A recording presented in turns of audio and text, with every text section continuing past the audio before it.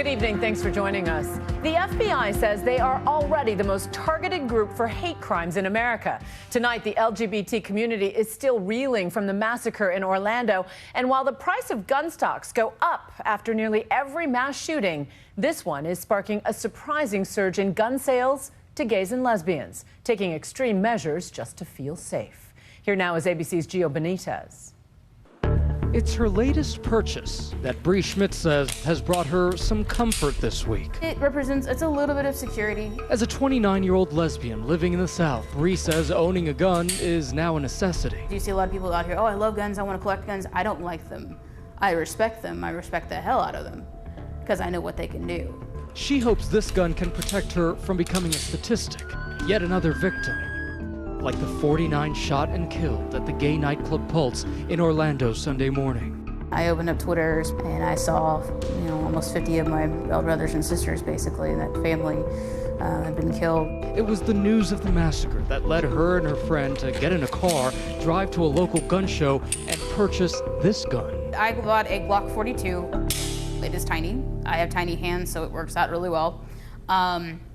It'll still kill someone, that's for sure. A transaction that she says took just minutes. The speed at which I got the gun, that's unreal to me, but it's also America to me. I have it for dire situations. I don't have it for everyday situations. Research says her fears are founded. According to the FBI, the LGBT community is now the most targeted minority, making up about a fifth of all hate crimes. And more than half of anti-LGBT murders are trans women of color. And that number could be even higher, as experts say many of these crimes go unreported. The police oftentimes don't classify hate crimes properly. Mississippi, I think in the last reporting period, counted one hate crime. New Jersey counted hundreds. I don't think there are more hate crimes in New Jersey than in Mississippi proportionally. I just think people in New Jersey do a much better job counting them. Bree is not alone in wanting to protect herself from violence. Gun sales have historically spiked after mass shootings, Columbine, the Aurora Theater, and now in the wake of the Orlando massacre. But the latest tragedy has gun shop owners reporting that their gay clientele base is growing exponentially. The Pink Pistols, an LGBT gun rights group, saw their membership more than triple the days after the shooting. Their Facebook group climbing from 1,500 members to over 5,000. It's a critical question as the gun control debate reaches a boiling point. Do more guns equal more opportunities for violence? The corporate gun lobby has opposed all reasonable efforts to stop gun violence. Or in the right hands, could they stop these tragedies of this magnitude from even taking place? If there had been other guns inside there, the shooting could have been stopped sooner. And I'm going to save your Second Amendment, folks.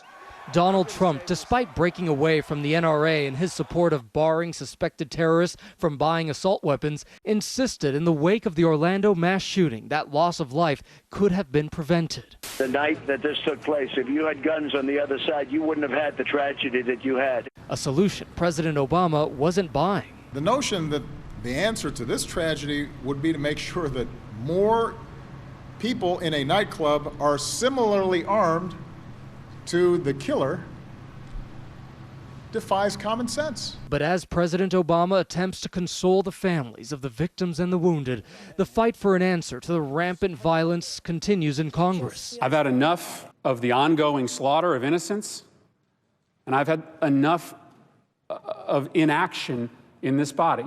Senate Democrats filibustering to push for gun control reform.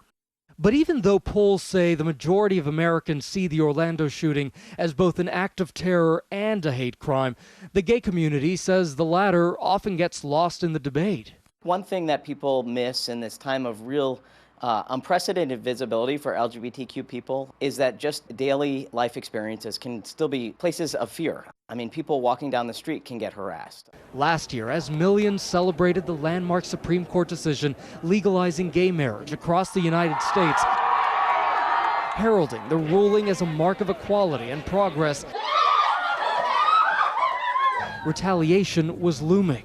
As we've made progress on the LGBT rights front, there's been a tremendous backlash. George and Chris Zander were victims of that backlash. The couple dated for 5 years, and in May 2014, they finally wed.